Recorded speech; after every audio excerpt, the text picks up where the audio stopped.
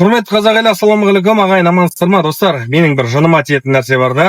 Әлеуметтік желі болсын, басқа болсын, кейбір адамдар бар да, аман саулық сұрамай, амандаспай жатып, бірден әңгімеге көшіп кетеді да.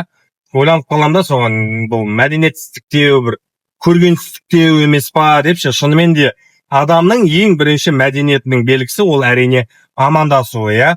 Және мынау ел президенті Қасым-Жомарт Кемелов-Тоқаев та расымен айтқанда дәл қазір осы мәдениет деген дүниеге өте қатты көңіл бөліп жүр да. Ол кісінің айтуы бойынша әр адам негізі өзін ортада ұстауды үйрену керек, ұстауды білу керек.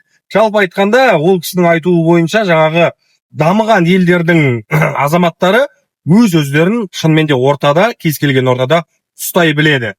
Және ағайын, расымен ол кісінің айтуы бойынша мына амандасудың өзі. Қазіргі кезде біреулер жаңағыдай бір-бірімен бет сүйіп амандасады. Алдында сол туралы видео шығарған, мен айтпақшы.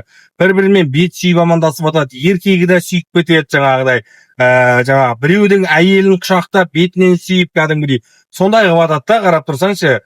Және бұл кішкене бір қазақтың дәстүріне, қазақтың мәдениетіне жат дүние сияқты. Я батыс дейміз, басқа дейміз, жаңағыдай. Айтып жүр қой қазір арабтың идеологиясы, батыстың идеологиясы кіріп жатыр депші. Сол дүниеге негізі шынымен де бір тоқтау салатын кез келген сияқты.